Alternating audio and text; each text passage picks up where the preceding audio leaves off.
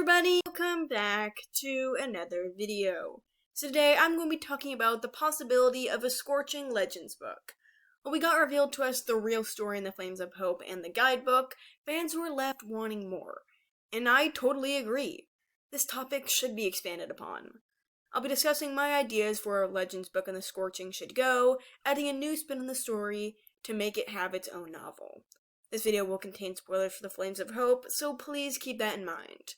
But before we begin, a huge shout out to my patrons, 𝙈𝙤𝙬𝙁𝙁 𝙤𝙤𝙬𝙁, 𝙂𝙗𝙡𝙗𝙗, and Fizz. Thank you all so much for supporting me. Links to their social medias are in the description down below. Anyways, without further ado, let's get into the video. When Luna and Dusky saw the events of the Scorching, we got it from the humans' point of view, more specifically, the antagonistic ones. That's really the only side of the story we've seen, which is very interesting considering the role the dragons played in the Scorching and how they're the focus of the books. In the past, Tui has said she'd be interested in doing a Legends book on what happened, but it's been a long time since she's ever brought it up. And honestly, we've only gotten one side of the story, from the evil humans.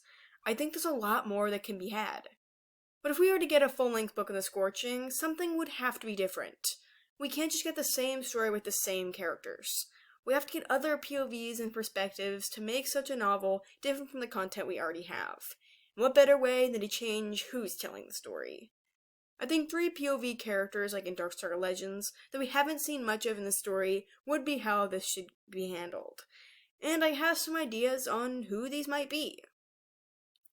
Quite possibly the most mysterious character involved in the Scorching is the first Dragon Queen. She was the one who orchestrated the attacks and uprising in the first place, then united the dragon tribes and had them form their own kingdoms. We've seen her briefly from Cottonmouth and his brother's perspective, but what if we got inside her head?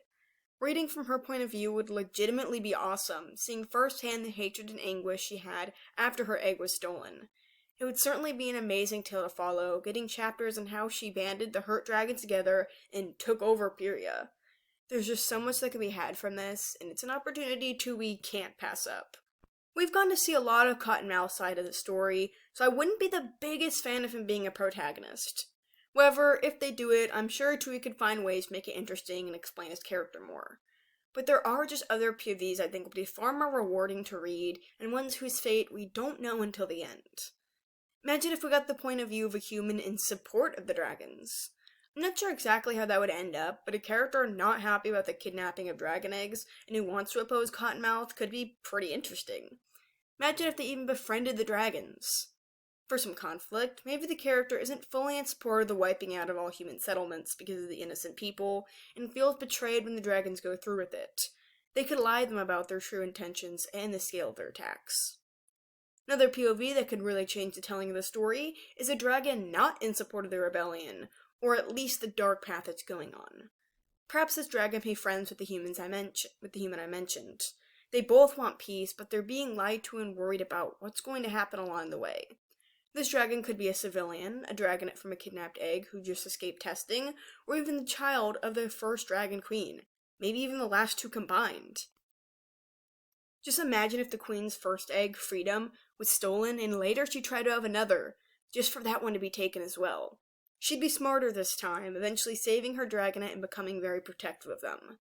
However, there would be some tension when they befriend a human, who the dragon just can't trust due to her species.